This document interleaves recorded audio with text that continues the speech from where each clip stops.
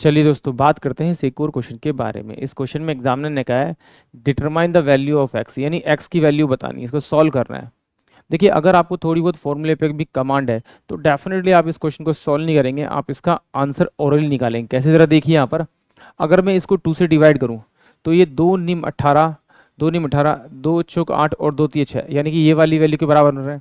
इसको भी अगर मैं 2 से डिवाइड करूँ तो ये कितना होगा, 2 अट्ठे 16, 2 छिक 12 और 2 चौक 8, ये वाली वैल्यू बन रही है। यानी कि ये मेरे पास में ए है तो ये मेरे पास में बी है, तो मैं कह सकता हूँ इसे ए प्लस का बी का स्क्वायर माइनस में ए माइनस बी का स्क्वायर अपोन में ए इंटू में बी और इंटू में 1/4, मैं इसे लिख सकता हूँ ऐसे।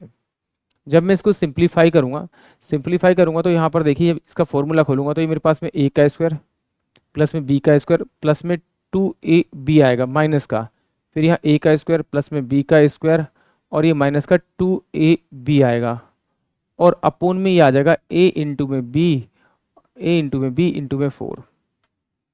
तो अब सॉल्व करेंगे तो यहाँ पर जब इसको खोलेंगे तो ये a का स्क्वायर प्लस में b का स्क्वायर प्लस में 2ab माइनस का a का स्क्वायर माइनस में b का स्क्वायर प्लस में 2ab, यहाँ से ये गया, यहाँ से ये गया, तो 4a और b अपोन में 4a और b, ये कटेगा तो इसका मतलब इसका आंसर क्या आएगा, आपका 1 आएगा।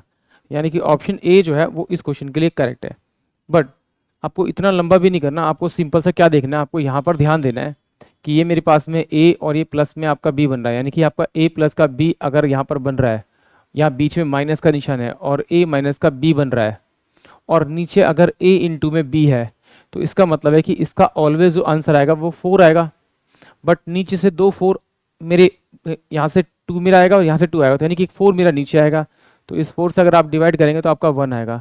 यानी कि ऑप्शन जो ए है वो इस क्वेश्चन के लिए करेक्ट है। आप थोड़ा सा दिमाग लगाएंगे तो आपको अच्छे से समझ में आ जाएगा, ये कुछ क्वेश्चन का आंसर ओरली ही आएगा। आई होप आप सभी क्वेश्चन समझ में आया होगा।